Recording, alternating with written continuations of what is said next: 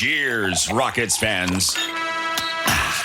Welcome to The Locker Line, an exclusive podcast from the home of the Rockets. Whoa! Sports Talk 790. Rockets! The Locker Line is proudly served to you by Carbox Clutch City Lager. It is good! Oh, yeah? Red Nation, get ready. Get ready. The Locker Line starts now. Welcome aboard.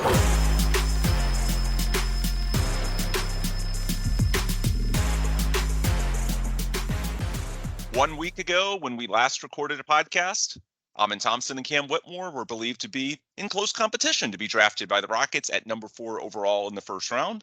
Somehow, 1 week later, Houston ended up with both, and they didn't even have to trade up from their second pick at number 20 to do it.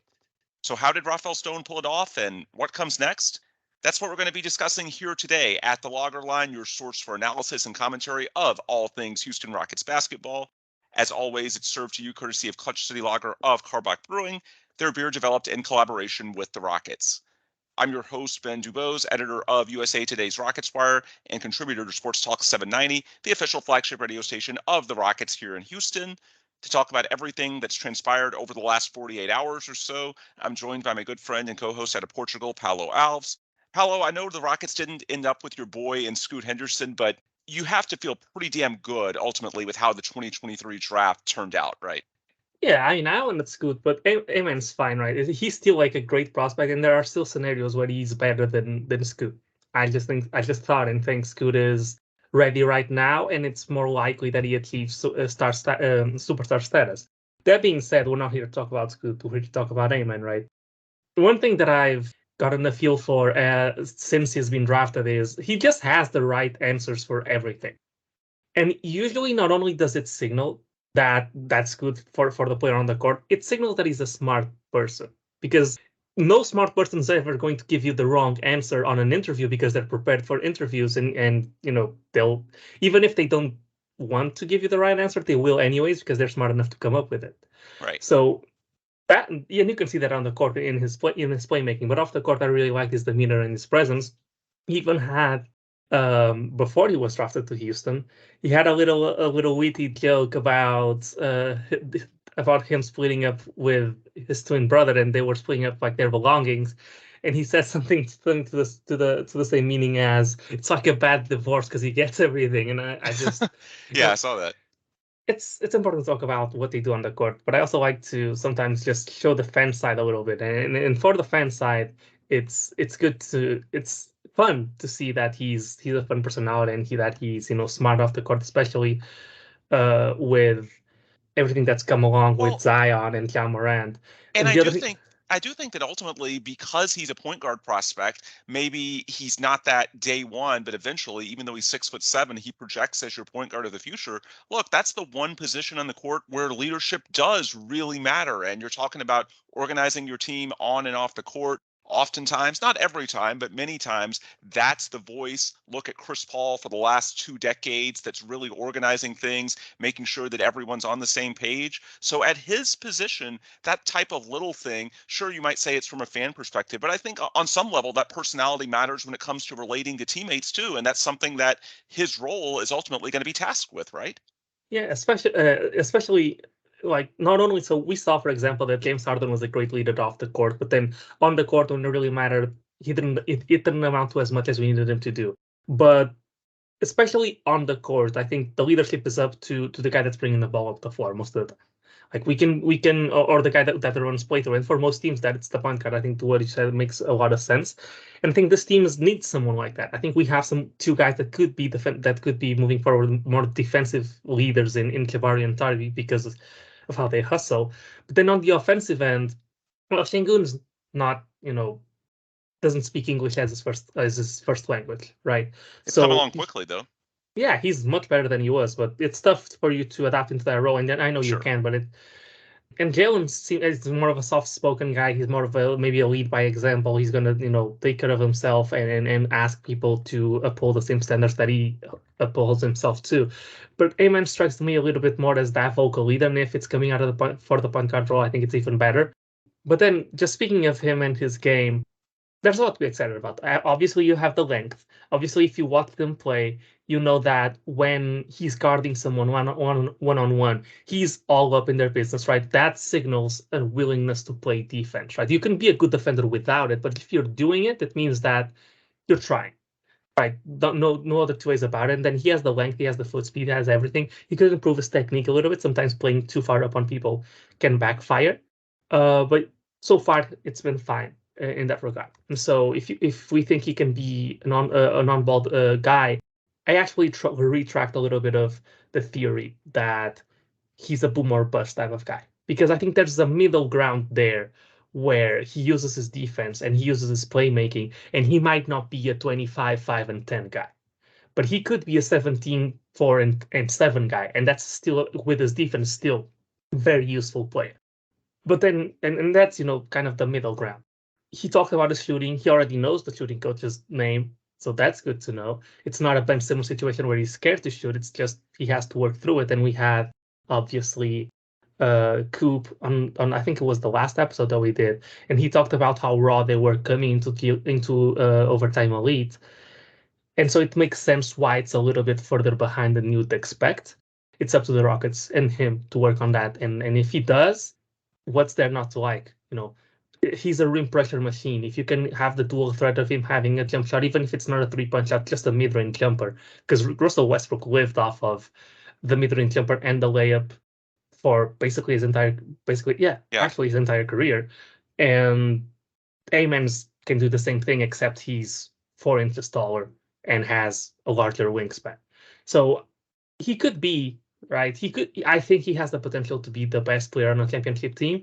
And we've talked about him, right? But as far as what it means for this team, I'm really looking forward to how they handle his playing time. I can understand playing him as the backup to someone more established that comes in. I cannot understand playing him behind KPJ unless he's really not ready.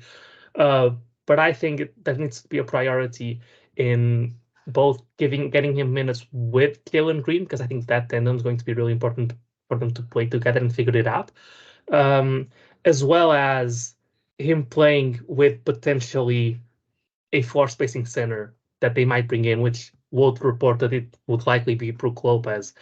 I think if he comes in, I would much rather, at least early on, I'd value trying to mirror his minutes with Brook Lopez than with Alperen Sengun, because it's going to make the game a lot easier for him. And we learned with Jalen Green that so much of your introduction into the NBA is about confidence, and so a good start goes a long way. Even if you hit the rookie wall, a long start always goes a long way. So about Amen Thompson, yes, I wanted Scoot Henderson. I'm not going to lie about it, but it's not like Amen Thompson is any less exciting of a prospect when you look at his ceiling. So it's his job and the Rockets' job to make sure he achieves it. Look, as far as the rookie wall, we should also point out that if he's only playing 20 minutes per game or so right out of the chute, then that makes it all the less likely that he's ultimately going to hit that. It's not going to be a situation like with Jalen or Jabari where you're throwing these guys into 82-game seasons where they're playing 30 to 35 minutes per night and being in somewhat featured roles. Yeah, at some point when you're used to playing seasons that max out at 30 or 35 games prior to that, then it's going to be problematic. And then you throw in a couple injuries and yeah, it can snowball in a hurry, especially if Amen goes into a somewhat reduced role right out of the gate. Then it may be easier to manage that over the course of his rookie season. Look, the one thing I'll say about Amen, the player, I do think, and I made this point on the 790 draft show last night, I think sometimes the non-shooters, and we hope that this is just a temporary thing. Again, the Rockets, they've invested in shooting coaches this offseason in a way they have not the last couple of years. You've got Ben Sullivan from the Celtics. You've got Cam Hodges from the Clippers. We heard from Amen today, who, as you mentioned, Paulo, has a very level head on his shoulders. He talked about wanting to work with Ben Sullivan all summer. He's got the drive. He checks all the boxes in terms of his approach. He works hard. Again, there's no red flags at all. He lives in the gym. There's no medical concerns. He has all of those intangibles, and that's part of what the Rockets really, really like about him. But even if the worst case happens and the jump shot doesn't come along, I think sometimes there can be a bias against these non-shooters simply because it's so glaring in these extreme cases. Like you mentioned Russell Westbrook, and if someone sags off 15 or so feet, and especially later in Russell's career, when he became less willing of a cutter, then it became even more glaring because defenders didn't have to respect his willingness to move when he doesn't have the ball in his hands. That's another good thing about Amen. He does seem to be a very willing cutter. That's something that Coop talked about. But I just think that because that's so glaring, of course, people talk about it, but the reality is everybody has deficiencies. Look, there were a few hours Thursday, and I know that Almond was the Rockets guy, so it probably stressed him out a little bit when it looked like the Rockets might get Brandon Miller when that report came out that Portland was perhaps looking at Almond if Charlotte ended up taking Scoot. Ultimately, Charlotte took Miller with a very convoluted explanation after the fact, and then Scoot went to the Blazers. But look, with Brandon Miller, yeah, he can shoot, but there's questions about how well the rest of his game is going to come along. Is he ever going to play make at a high enough level to be a true star, or is he just going to be an upper tier 3-and-D type guy?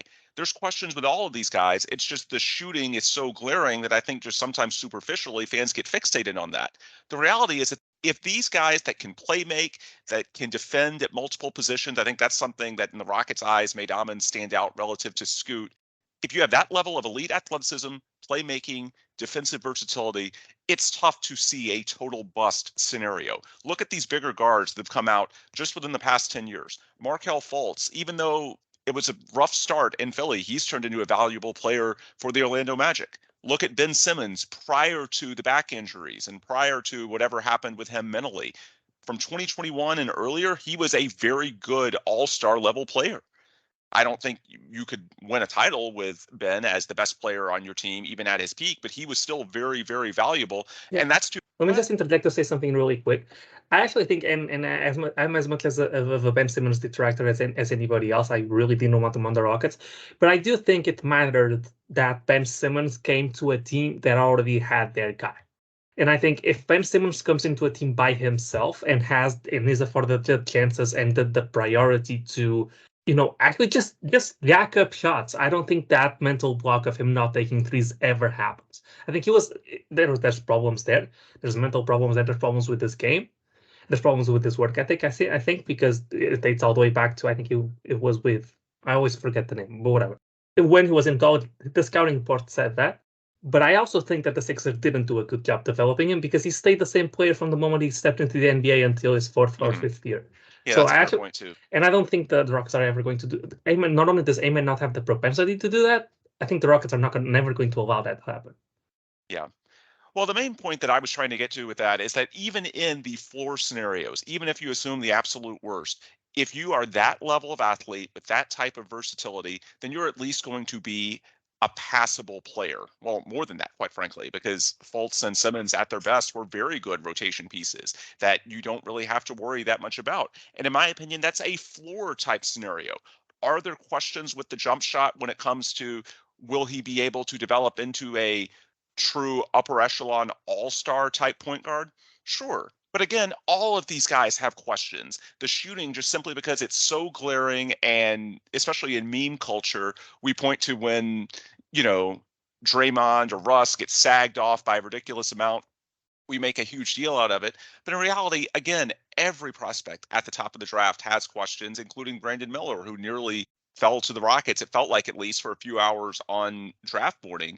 It's just we don't talk about those as much because it isn't glaring. And so I think that's one thing that I think a lot of fans would feel more comfortable if they understood that this is just one of simply many risks that can come with the draft process. And quite frankly, any prospect that isn't Wemby. And we had to make our peace with that weeks ago. Look, the last thing I'll say as far as Amen Thompson, and then I want to get to Cam Whitmore, which really provided some juice to draft night for the Rockets. The one thing I will say about Amen, he was the Rockets guy. And there's some relief in simply being able to say that the Rockets got who they wanted. I've reported on this show before. I was told before the regular season even ended that you would not believe how many teams around the league would end up having Amen Thompson at number 2 on their draft boards. Now, I was not told at the time that the Rockets would be one of them. But since they were the ones talking to me, you can put 2 and 2 together and it's a pretty safe bet. And since then, I've heard nothing but good things. And so many times when a team ends up at a spot that's likely to result in a certain player based on the draft boards, it can be a lot of sort of rationalization spin, I would call it, just coming in after the fact saying, yeah, we got who we wanted. Well, in reality, it's just, you took who was the best available at that spot. No, the Rockets coming in at number 4 in the draft lottery was the coincidental part. They actually did get who they wanted other than Wemby. Let's not get crazy. They did not value Amen Thompson over a generational guy like Wemby. But I do feel confident in saying that for better or for worse, and you can disagree with them, Amen was their guy after Victor Wembanyama. And so from a Houston perspective, especially after what happened with Paulo Banchero a year ago, I suspect that if the Rockets had landed number 2 in the draft and this would have broken your heart, I think they actually would have taken Amen there, because I don't know if they would have wanted to take the risk of trade down or pick or two after what happened with Banchero exactly 1 year ago. And again, I understand a lot of people will disagree, and that's fine. But I do think that for a relatively young administration with Rafael Stone, at least now they get their engine, they get their guy, and we can build around that and see what happens. To me, there is some value in that they get their guy. There's no what ifing. This is who they wanted to build around. I think it's the combination of playmaking and the defensive versatility and the confidence that they can get the shot to a more passable level with their shooting coaches. The bottom line is they trust in him. And I also think it underscores that this administration gets it. You know, there were times the last couple of years that people asked the question when they kept running Kevin Porter Jr. out at point guard. And I know some of it was that they didn't really have another choice. Look, John Wall at 31 years old and super ISO heavy certainly was not the answer. And we've said on this show before that KPJ was a lot more of just a temporary experiment. You might as well see what happens. But there were definitely some when the Rockets clearly did not have much in the way of facilitating, on-court leadership. The question, how much do the Rockets actually see the need for a true floor general? Someone that, as Amen said in his post-draft interview, wants to see his teammates get better. He talked today about wanting to get Jabari Smith Jr. and Jalen Green way more open threes.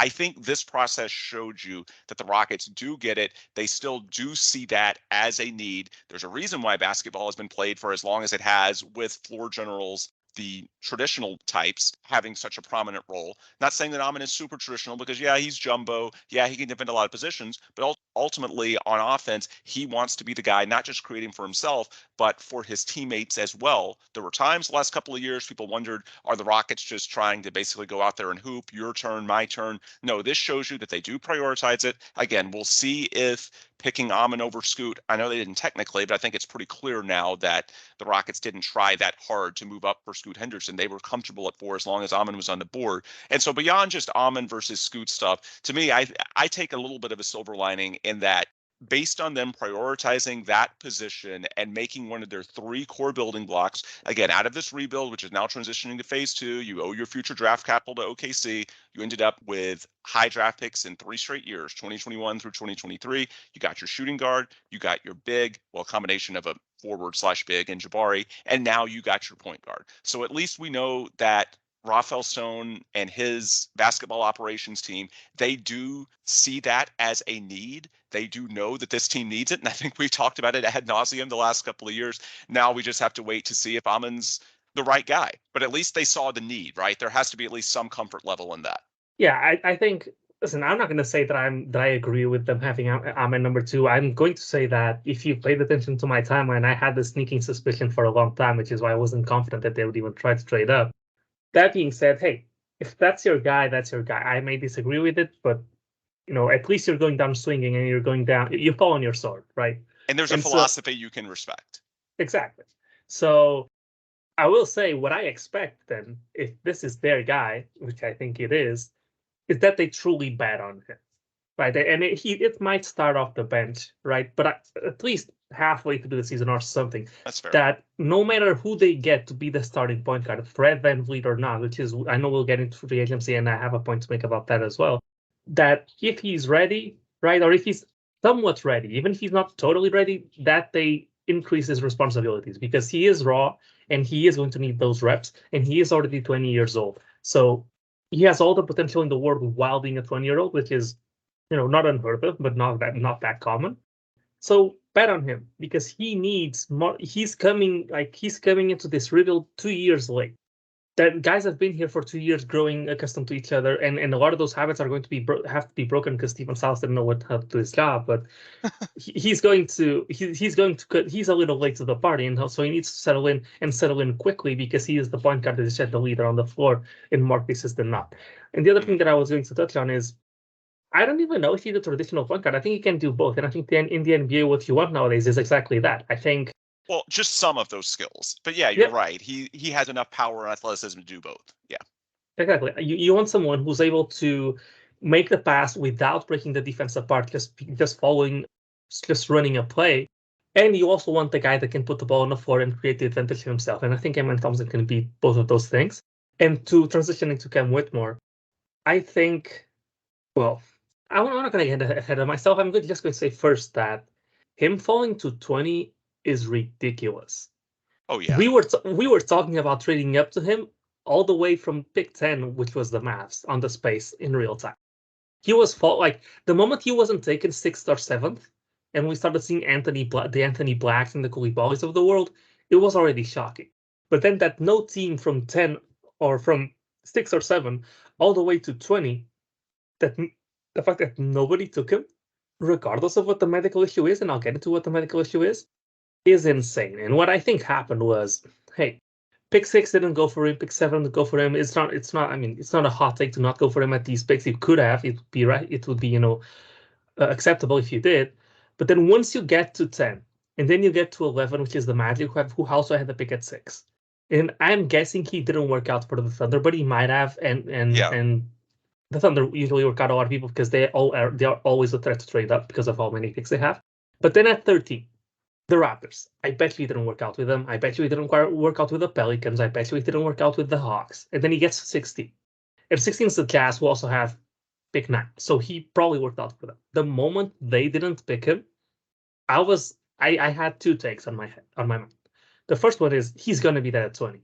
And the second was it would be so ironic if the Warriors took him at 19. Oh yeah, I was paranoid of that. When the Warriors were on the clock, I was like, dear God, losing on a coin flip, because the Clippers pick could have been higher because the Clippers, the Warriors, and the Heat all finished with the same record. Yeah, if they lost out on a coin flip to the Warriors of all teams, oh my God, that would have stung. Yeah, and so but when he falls to 20, at that point we're just all rooting for, oh my God, we cannot be another one of these teams that's absolutely crazy. We worked them out. We know, about his medicals. We know everything there is to know. And truth is, they took him at 20. It's still insane that if you asked us 2 days ago, there were discussions on whether the Rockets would take Cam Whitmore, who they took at 20, or Amen Thompson, who they took at pick 4, and he fell to 20. It's insane. And to touch on the medical issues, according to Gavoni, that works with the draft side of ESPN, there's a lot of conflicting reports. But one of the things that comes up, it's that it's a cartilage on his knee. It's an issue. They're worried about like later that. in his career. Yeah. Yeah, and they're worried about it being a degenerative disease, which only impacts you on per Gavoni, only would impact you on the back half of your career. Which is, if that's the problem, all of these teams passing him up is idiotic. Because how many players, and to compound onto that, Cam Whitmore's 18 years old. How many players are still playing for the team that drafted them by 28, let alone 30? I'll consider the back end of his career 30. It's really rare. Even if he's a max player, he plays 4 years until he's 22. He gets a super max, and that's 5 more years. He's 27. He's still 3 years away from being 30, and you having to worry about any of the issues with his knee, as far as the cartilage issue as far as that issue goes. So that makes no sense. If the problem is, as Rafael Barlow reported, that he's a quiet kid, that's not a problem for me at all. That's even worse. Yeah, that's even worse. And if it's that he was unimpressive in workouts, I mean, then it makes sense that he fell to the Rockets, because we know the Rockets don't really care. It's 99% tape and 1% workouts. There's 2 more rumors that I want to address. People within draft circles say that Villanova was spreading just terrible. The Villanova coaches were spreading terrible reviews of him, which is more of an indictment on the coaches than it is on the player. Because what coaching staff does that? If you're not loyal to your players, what are you doing? And I wonder how their recruiting efforts are going to go moving forward if that turns out to be true. And some of that's just the natural tension with one and done. I mean, that's part of why you're seeing the overtime elite type leagues and the G League Ignite model take off. some coaches, and they should be used to it by now. But yeah, there is a little bit of tension when a guy's obviously one and done, and you're blending it with guys that are there for, 3 or 4 years, and you're trying to build a program, so to speak. And of course, it's not the player's fault. That's the system.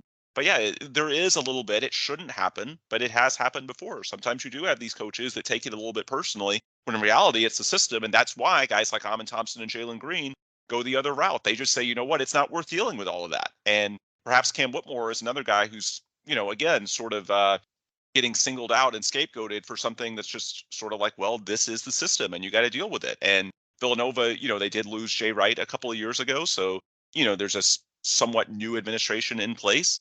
Maybe that's what happened. I don't know for sure, but it's at least plausible. It's happened before. Yeah, and that transitions me into my last point about him, which, well, first of all, the last thing that people talk about is that he doesn't work really hard in workouts, which is tough to believe considering he's ripped 235, 6'7". Yeah. But even not considering that, he's also 18 years old. And who knows what you were doing when you were 18 years old with the pressure of the world on your shoulders. You're about to be a millionaire. And so even like the talent is very clearly there. And even if he were to falling all the way to 20 is ridiculous. And we know that Rafael Stone was trying to trade up. It was reported. There were 2 teams reportedly trying to trade up. Indiana the Rockets, was too. Yeah, the Rockets, who are described by Gavoni as one of the most conservative people when it comes to medicals, which means if something were wrong, they would have found out, and if it was worth not drafting him, they wouldn't have. And the other team is the Pacers, the team that just recently famously went in a trade with the Rockets for Caris LeVert. Their medicals were and their tests were so in depth that they found out that Caris LeVert had something related to cancer that he had to go address before he played with the Pacers. That held up the trade. I'm sure everybody remembers this. So if these are the 2 teams that were looking to trade up, and both of them got to work with him out and test him and look at his medicals, then I'm perfectly fine with this scenario. And it really makes you think that the Rockets tanked for 3 years. And I don't think there's anybody out there that would argue that in 2021, Jalen Green was a top 10 talent, and now Brent Sengun is a top 10 talent out of that draft. Yep. That last year, Tari Eason is easily a top 10 talent, and that Jabari in the redraft would still go top 10. For sure. And in this year, nobody would argue, because you can go back and look at the mock drafts going into the draft. No one will argue that Amen Thompson is a top 10 talent coming out of the draft. And nobody will argue that it was an insane surprise that Cam Whitmore didn't go top 10. So yeah, you've got 2 top 10 guys in 3 straight years. And you did so, not like the Magic, who had pick 6 and pick 11 and then had pick 4 and pick 8 the year before or 2 years ago. It happened with 1 top 5 pick and 1 pick outside the lottery. And you converted that into top 10 talents in each draft. So that's, in 3 years, 6 top 10 worthy players. There are teams that are rebuilding that get 1 top 10 pick a year, and it's not even a top one. I mean, the Jazz got pick 9. The Washington Wizards haven't gotten the top pick in a while. It's always 8 or 7 or 9 or something like that. And so to get that type of talent is really an indictment on the not indictment. It's a the opposite of an indictment. It speaks well. Obviously, it speaks well. It speaks well of their Rafael process Stone and how they manage assets. Yeah. And their scouting. And it also makes me happy that they found the talent, and this was a problem earlier on, but now it's kind of fixed. They found the talent spread out across multiple positions. They have Amen Thompson, that's clearly a point guard. They have Jalen Green, that's clearly a shooting guard. They have Tari Eason, who's a 3 or a 4. Jabari Smith, who is a 3 or a 4. They have a center in Brent Sengun. And they have Cam Whitmore, who is a 2 or a 3. And might be able to play the 4 because he's really bulky, but he's 6'7". It's not guaranteed there. And so the pieces actually fit together. Moving forward, what else do you really want? And I know it's probably because he couldn't, but it ended up really paying off waiting for him at 20. And there has to be something fishy going on, that there's always someone to fall to the Rockets in their like just outside the lottery things. Look, just a couple of things on the medicals. I do think we've seen some evidence in recent years, and there were some draft analysts I follow on Twitter making the same point, that teams do overcompensate. Especially, I think sometimes what happens, you have GMs that don't want a complete bust. If it goes wrong, then ultimately an owner may be angry and say, why did you take this guy when he can't even play? And so some of them just have sort of an aversion to risk, and they'll go for a guy who may not have the ceiling of a Cam Whitmore or anything close, but has a higher floor because there is going to be availability. And we've seen this again. You can go back to 2018 with Michael Porter Jr., who just started for the Nuggets. There were the back concerns, and he has had a back surgery since going into the NBA, but clearly the talent was worth it. We'll see how much he holds up long term, but regardless, the Nuggets already have a championship out of it. I think spending the number 14 pick was worthwhile. We saw last year, even if we exclude Rockets examples, talking specifically to medicals, we saw AJ Griffin fall to the Hawks at 16, and he shot nearly 40% on threes as a rookie and showed a lot of promise. Again, I think it's a combination of once a guy starts falling and the NBA has a very limited time on the clock, we're talking just 5 minutes, there's a lot of sort of being skittish. And you combine that with GMs who don't want to be held responsible. Everybody sort of thinks, and as you mentioned, Paulo, it's not like in many cases, because the guy is falling out of his projected range, he hasn't worked out or met with these teams, so they don't really know him that well. And a GM doesn't want to be responsible if things go terribly. And, ultimately an owner a few years down the line says, other teams didn't draft him because of X reason. Why did you? Why did we waste a pick on a guy who doesn't play, even if it's a scenario that's probably not going to happen? Again, there's sort of an aversion to risk. And then the final point that I would make, once you get into the teens, typically, and I think this was definitely the case this year, you find a lot of teams that are drafting for more high floor guys. You look at the Pelicans with Jordan Hawkins. If they're going to keep things together with Brandon Ingram and Zion Williamson, and it looks like they're going to run it back. Again, when the Rockets, by the way, to close the loop on number 4, and they were talking about potentially, you had some reports a week or so ago, the Rockets looking to move up. I don't think it was because they wanted a prospect other than Amen Thompson. No, it was that, as I mentioned at the time, they wanted to at least understand what the price would be for Zion. And say what you will about the risk, when he's right, he can be the best player on a championship team. I firmly believe that. I think the Rockets do as well. And so it's at least worth the phone call to understand, even if ultimately the risk reward balance just isn't quite in alignment, you should at least find out. But as far as this draft, look, if the Pelicans are going to run it back with Zion and Brandon Ingram, then yeah, a high floor guy like Jordan Hawkins may make sense. And then you look at teams right in front of the Rockets, Miami, Golden State, the Lakers. These are teams that are trying to make a run in the very near future. And so they may not want an 18-year-old that has a bit more of a learning curve. So sure, he's higher ceiling, but not someone, especially with some of the tunnel vision concerns, that may be a big difference maker, at least in terms of contributing to winning year one. So they go with some of these specialists, guys that are a bit more plug and play, especially early on in their careers. We know the new CBA is forcing teams to basically replenish their role players from within, like we saw with Christian Brown and the Nuggets this past season when they won the championship. And we saw the Nuggets getting more late first round / high second round picks to get ready for losing guys like Bruce Brown to free agency and so on and so forth. And so I think it's just sort of the perfect storm. There's a risk aversion. People don't know what's happening. The clock moves pretty fast. This is not the NFL where you have 15 minutes between picks and you can actually try to make phone calls and figure out what is and isn't accurate. And so I think there can be a little bit of a panic in real time. Thankfully, the Rockets had done their homework. And again, with the Rockets being a rebuilding team, it also made it all the easier for the Rockets to take that bigger swing because there's not those year one expectations. You can bring him along a bit more slowly. It's not going to phase the Rockets that much that he's 18 years old. Now, I did think that was a slight drawback when it came to comparing and contrasting Amen Thompson to Whitmore at number 4. I think Amen almost being 21 and Cam being 18, that was a bit of a drawback for a Rockets team that's so young already. You needed also the court vision and the broader skills, the playmaking of Amen versus another guy in Whitmore who certainly can be special as an athlete and a scorer, but isn't that different than some of the guys you already have.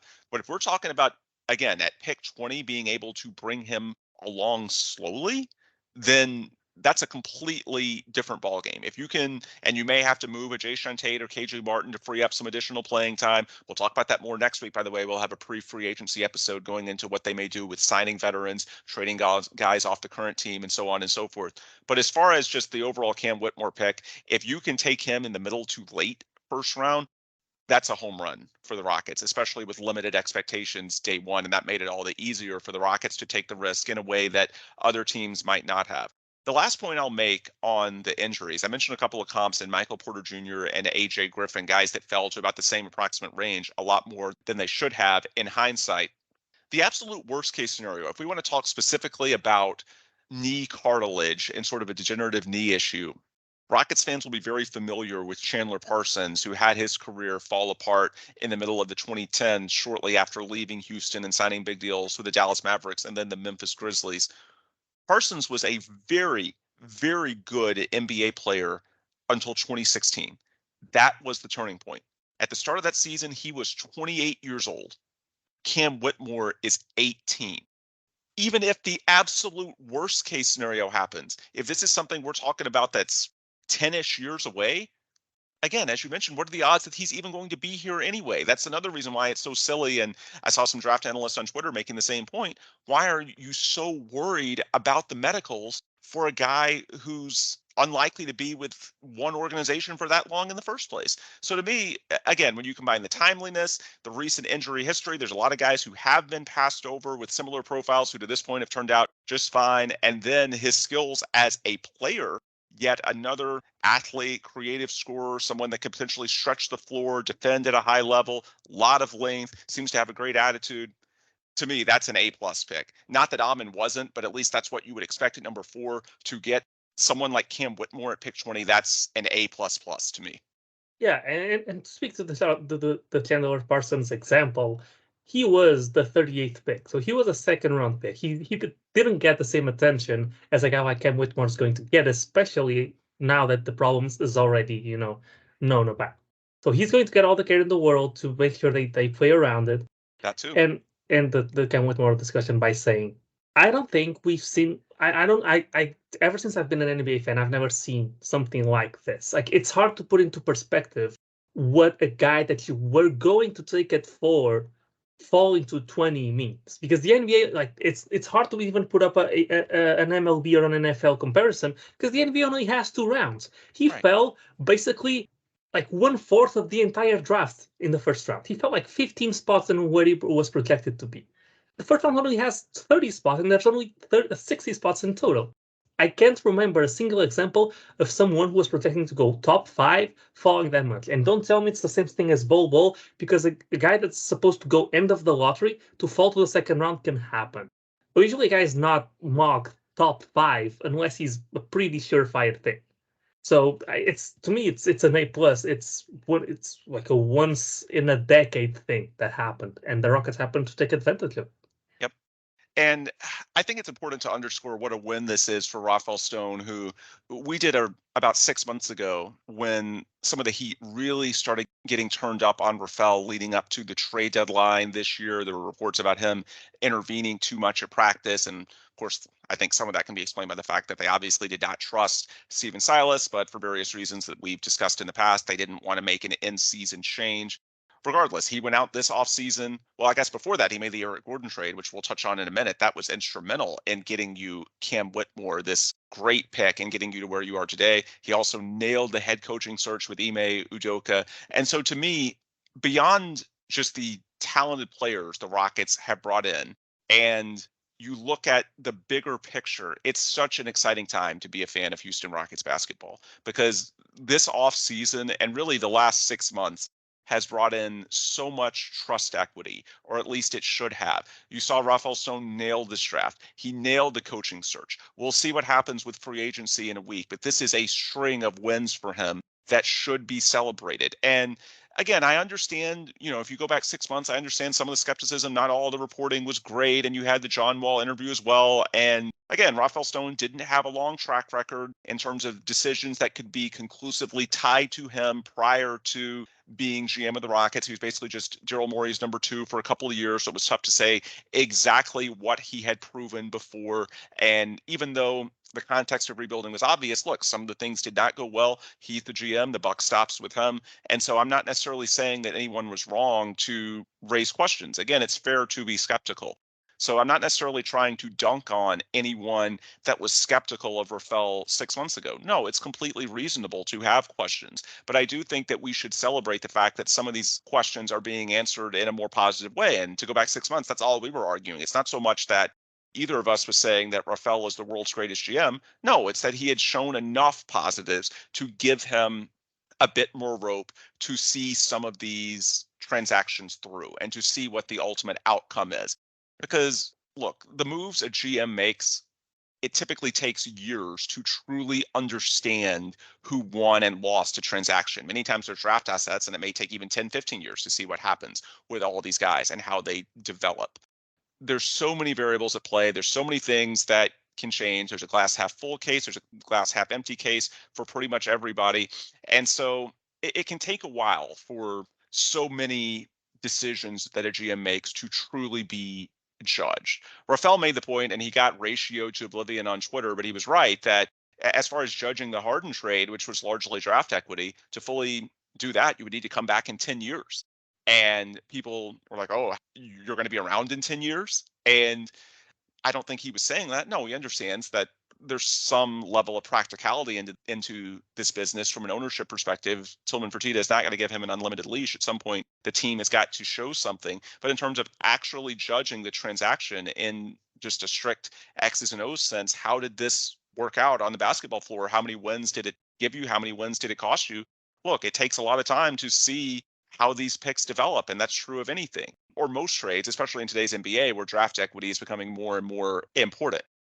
Where that ties in with the Cam Whitmore selection, you don't make that pick without the pick swap obtained for Eric Gordon at the trade deadline, which was clearly worth a future first round pick. We know this because Indiana has said that they were trying to move up for Cam Whitmore and couldn't.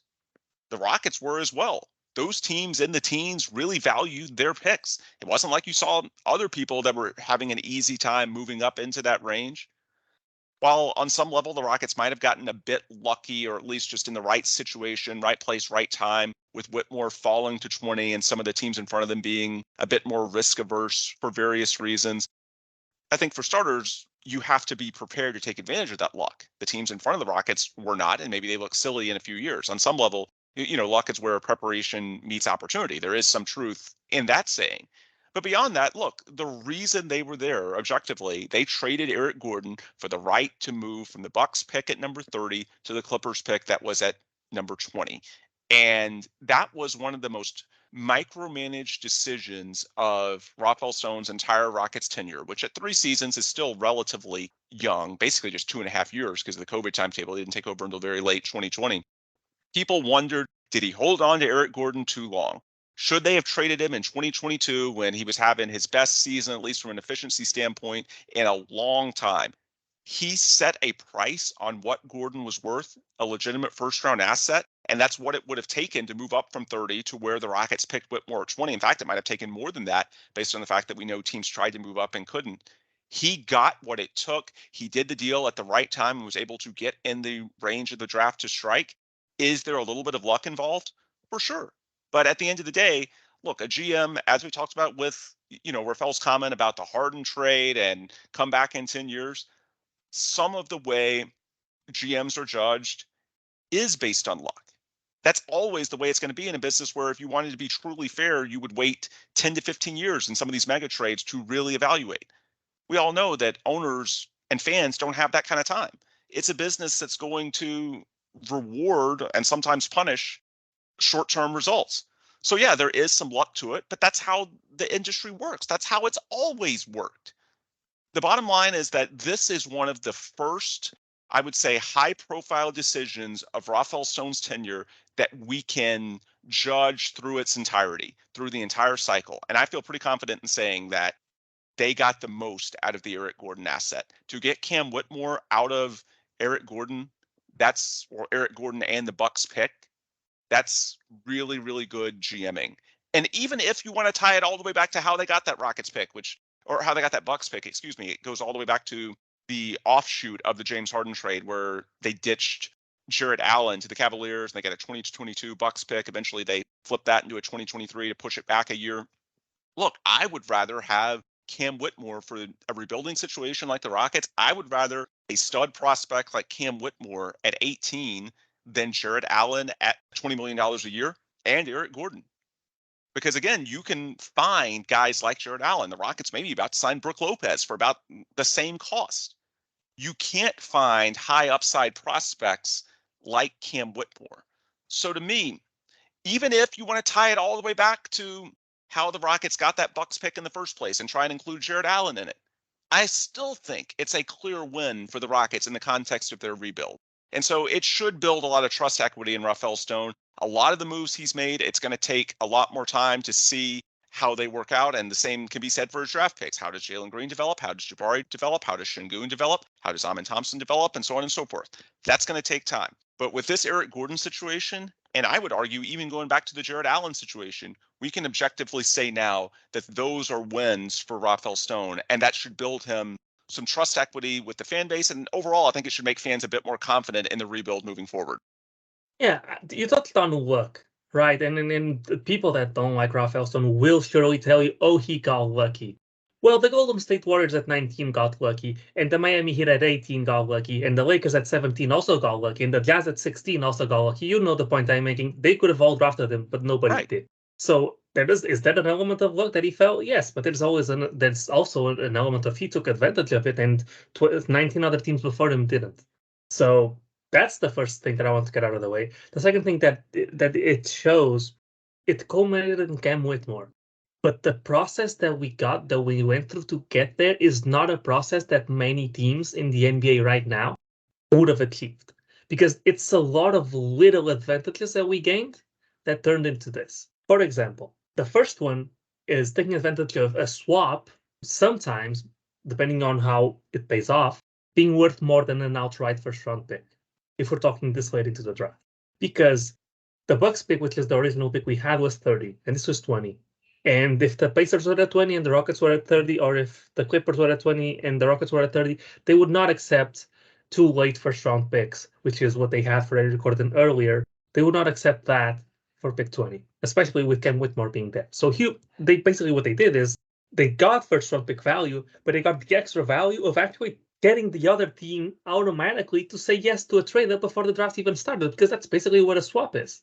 It's a trade-up before the draft even starts. And usually teams don't do trades with draft picks before the draft starts. Why? Because they never know when a Cam Whitmore situation is going to happen. So extracting value out of a swap rather than getting an outright first-round pick takes vision that a lot of front offices out there don't have. The PJ Tucker trade, or before that, Jared Allen and Taurean Prince were traded to the Cleveland Cavaliers for the first-round pick from the Bucks. That was last year. And then when the Rockets had to trade PJ Tucker, once again, they could have seeked the first-round pick, but instead, what did they get? They got a trade up in that same year in 2021 from the top of the second round to the late first round. And what else did they get? Which also shows a lot of foresight. And I'm not sure how many. I've never heard of a front office doing this before. They pushed back the Bucks pick by 1 year. Bought time. Which means that last year, when the Rockets had 3 first-round picks, they would have had 4 had they not made that move. And they were already trying to get rid of one of their 3 first-round picks last year. Imagine what would have happened if they had 4 instead. It would be even harder. The marketplace would be even more crowded. They would have gotten an even worse return for it.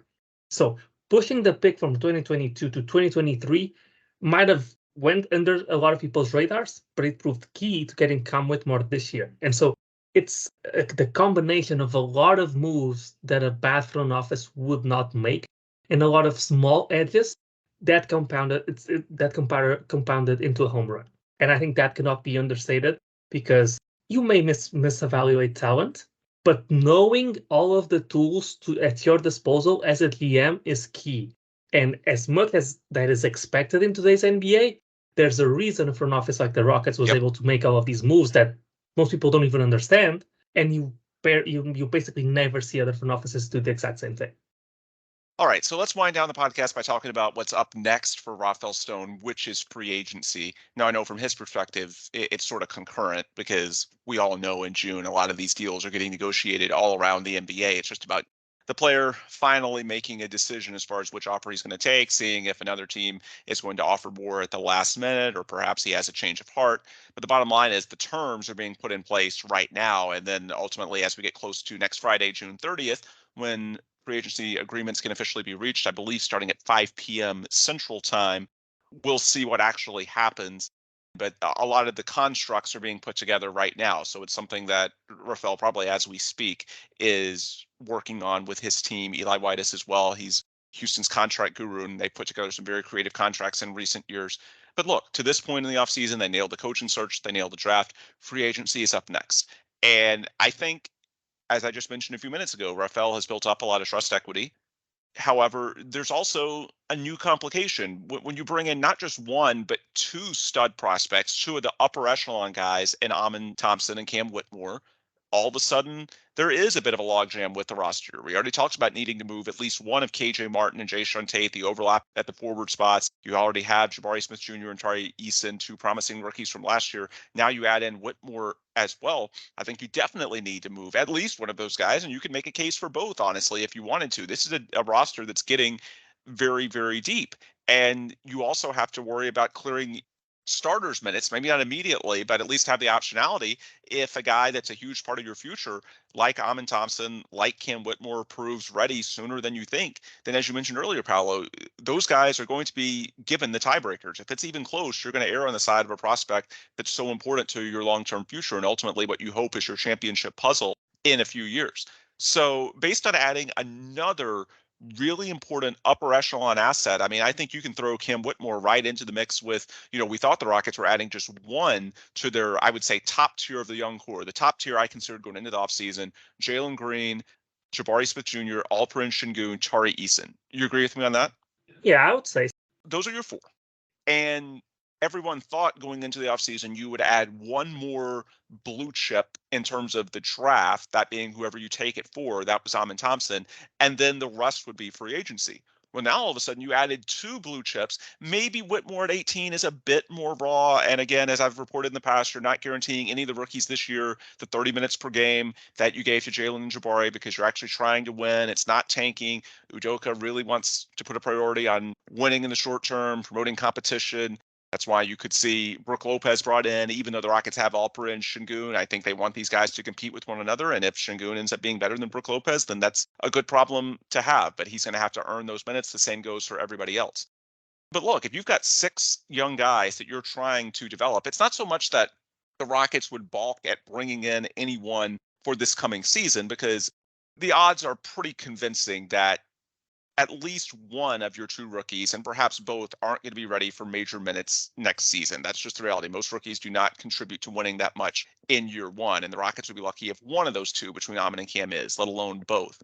But I do think that, you have to be open-minded to the fact that by next season or the year after that, and when I say next season, I mean 2024-25 or 2025-26, that, you may have to open up playing time for those guys as they prove ready of making the leap. And if that's the case, the guys you sign this offseason, I don't want to say that you sign a bunch of guys to one-year deals because, quite frankly, I don't see the point. You don't even have bird rights on them at the end of that. But I do think that, 2 years might be the sweet spot because in 2025, you would have early bird rights if you want to keep those guys. However, it would also give you optionality in that if you need to move one of those guys because Cam Whitmore or Amen Thompson is ready sooner than you think, then on a 2-year deal, those guys, worst case, should be movable as expiring contracts in that 2024 to 2025 season. I think that's very foreseeable and something the Rockets have to keep in mind. Let's use the Brook Lopez and Alperen Şengün. Everyone is throwing out this debate on Twitter saying what happens. Well, here's the deal. If Şengün is as good as you think and proves worthy of being like a 30 to 35 minutes per game hub, a true star in the making, if he really is your version of Nikola Jokic, then you can move Brook Lopez a year from now if he's on, say, a 2-year, $40 million deal, which is sort of the framework that I've heard and seen tossed about on social media. That's a movable deal. And I think that's something that may keep the Rockets out of the market for the true top tier guys. It's why they're not going to offer a 4-year max to James Harden or Kyrie Irving. I don't think they would to Fred VanVleet either, even though I do think they like him, at least in an abstract sense, as far as the fit he could provide defensively. And he's a point guard without being super ball dominant. He can shoot. The Rockets believe the percentages are a bit deflated based on the shot quality and some of the things he had to do in Toronto. But look, I think they have to draw a firm line in talks because if Amen Thompson proves worthy of more reps by a year or so from now and Fred VanVleet's on a 3 or 4-year deal, then you may have a tough time moving him. And so I think, 2-year deals in particular, that's sort of the sweet spot to me because worst case, those guys are going to be expiring contracts a year from now. You can easily move them if the young guys prove worthy of more minutes. Maybe you consider a 3-year if you feel really good about the contract value. But the bottom line is be a positive trade value from the contract or simply they're expiring and so they're movable because of that. The Rockets do need veteran help. They do want to promote competition. They know these rookies aren't going to be that good next season. But I do think it sort of underscores even more this idea that you're going to have to be responsible in how you give out that money, because you do have to prepare for the fact that, a year from now, 2 years from now, whenever it may be, you may need to move some of these guys to open up a bigger role for the young guys. And so that's the balance that Rafael Stone has to strike as he goes out and, probably spends $60 million plus the room exception. The Rockets have all these financial tools at their disposal, but you have to balance that against the flexibility to move on and turn the page completely to the young guys when they're ready. That's how I'm looking at it. Is there anything I'm missing in that calculus? Yeah, I think you made the biggest point, which is you do want to bring in vets to kind of place a glass ceiling on the young players that you have that are not ready to win now yet. But you want the glass ceiling to be made of breakaway glass, so if they are good enough, you're able to move on. And that comes from giving them 2-year deals, even if they're inflated. If you need to pay a 10% premium to get a guy, or a 15% premium to get a guy to sign for less years, then I would say you do it, because you're going to struggle to spend the cap space you have on quality players. So you don't want to bring in a lot of quantity, you want to bring in quality, because you have so many young players that need rotation spots. And so I think Brook Lopez makes all of the sense in the world. I know people hate the idea, and I know people usually tie me liking the idea with me not liking Sengun. It has nothing to do with it. We know they are going to bring in a guy that brings something that Alperen Sengun doesn't have. And Brook Lopez does the exact opposite of what Sengun does. He spaces the floor, and he's a terrific rim protector. He was second in the Defensive Player of the Year vote this year. So he brings a completely different dimension to your team. And while the Rockets are trying to figure out who they are, having different options makes sense. From a trying to win standpoint, having different options makes sense because it's just more flexible. And everybody knows flexibility is key. And it's considering you're going after someone of a different archetype, so you could argue that Naz Reid is an option. Well, Naz Reid is going to be looking to make as much money as he can for as long as he can, because this is his first contract after his rookie year. And not only that, as I said, Naz Reid is going to be a lot cheaper, but that doesn't really matter to us because we're not going to bring in more than 3 or 4 guys, and you're going to struggle to spend $60 million in cap space in just 3 or 4 guys. If you were going to pay $10 million a year, you'd bring in 6 guys, and that's just not feasible. So I think Brook Lopez makes a lot of sense. But then, especially with Cam Whitmore coming now, and with having KJ Martin, and with having Jason Tate, it strengthens my argument that from before the draft, that Dillon Brooks to me makes even less sense now. And part of the reason why I only want 2-year deals is because unless you're sure that it's a home run, or that it's a guy that's going to fit into any team, in which case you could go for a 4-year deal in a guy like Bruce Brown or Cam Johnson. If you're going after a guy like Dillon Brooks, you want him to be aware that he only has 2 years on his deal, and if he is too antagonistic or if he refuses to play the role that you ask him to, well, he's going to be a free agent again, and he's not going to have the glowing review from his previous team. You want to be able to get off of him if need be. And I know Dillon Brooks is likely to come, but I would rather target guys that can shoot, because we have. And that is the priority compared to defense, because we have plenty of guys that can play defense, but their shots are questionable. I think this roster is filled with them. I mean, Tyrese is one of them, Jabari Smith is one of them, KJ Martin is one of them, Cam Whitmore is going to be one of them, even though I think he was a great shooter out of high school, but then it only shot 35%, which is not terrible, but not great in college. So I don't love the idea of Dillon Brooks, but I'm okay with it if it's a 2-year deal, because, well, it's not franchise dooming. It's not a big deal. If it goes wrong, it goes wrong. It doesn't have a huge cost for you to get out of. And so you take a shot. Maybe he cleans up his shot selection and he's a terrific player. And in that case, even if one of the young guys is good enough to take those minutes, well, you made an asset. And so that's the best of both worlds. Your young guy is good. The guy you have is also good. You can trade Dillon Brooks for an asset.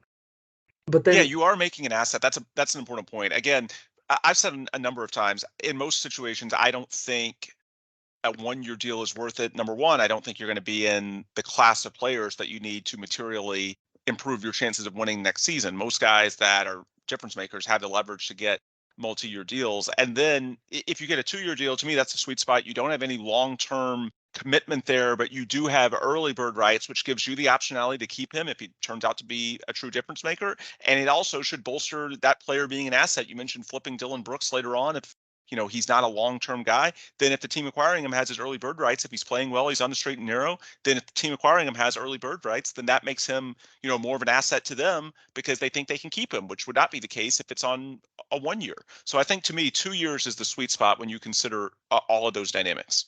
Which happens especially, for those who don't know how bird rights work, it works especially well if you're going to slightly overpay for someone. Because they'll still be an asset, they won't be as good of an asset, but they'll still be an asset. And the way bird rights work is not bird rights, early bird rights, which is what you get after 2 years. Right. You're able to offer the average salary at the position, or you're able to offer the highest of the average salary at the position, and I think 105% or 110% of that previous salary. You can also offer less. So if you're slightly overpaying them, it's not like a Bruce Brown situation where you're not going to be able to retain him because he just overperformed this contract by a lot. No, more than likely he's not going to overperform the contract, and you're going to be able to bring them in even if it's at a lower price than his current contract. And then the last point I'll make really quick is don't be scared to spend your cap space taking on an asset if that asset can contribute to your team. And I'm talking about the Kyle Lowrys of the world, no longer Chris Paul, because, well, I'm not going to talk about it on this podcast because it's sacrilegious. Why is he a Warrior now? But whatever. If it's Fred VanVleet, I'm not the biggest fan. As I said, I ideally want a guy that's going to be okay going to the bench if Amen Thompson's too good too early. But if it's him and it's a 2-year deal, once again, no harm, no foul. Ideally, I'd go after a guy like Tyus Jones or Monte Morris, who are on the Wizards, who are going to rebuild and are basically holding a fire sale. You can take them into cap space, and they are that type of guy that you can start them, and they're good enough to start and be a caretaker. But if Amen Thompson is showing signs that he's ready to start, you can slide them to the bench, and you're not making them angry at their role, because that's the role that they have played at an above the level of a bench player. But they've played on the bench because they had stars ahead of them. So that makes sense to me as well. And we'll talk about this more on our free agency pod next week, but some of these situations you may be able to take on a so-called bad contract to help somebody out with their financial situation and get an asset to give you a future draft consideration. We saw how much it paid off when they moved Eric Gordon this year and got the pick swap that moved them up in position to get Cam Whitmore. Maybe you get a similar pick swap in the future year that can help you out for taking on somebody's bad contract. Because one thing the Rockets have, they have a lot of needs. They certainly need a big, although we hope that's Brook Lopez. They need shooting up and down the roster. You can put so much rim pressure right now between Jalen Green, Amen Thompson, Cam Whitmore. You've got all these athletic slashers, so you need guys that can space the floor, shooting basically everywhere. They need more defense and toughness. They need the floor general. So between all those needs, you might be able to find a guy who's a pretty good player, but just isn't a financial fit where he is, and maybe you get an asset for taking him on. Yeah, I think that makes a lot of sense. As I said, as long as you're not making long-term commitments with players that hamstring your ability to be flexible in your roster construction, then at the end of the day, it's going to be fine. Because even if it doesn't work out, you can either trade them. It's kind of the same thing. It's just a wasted opportunity, right? Rather than an actual mistake. It's like the Daniel Theis deal, right? Daniel Theis deal was not the end of the world, right? He didn't turn out to be a good player, and you lost traded player exception for it, which is not much. Usually they don't amount to nothing.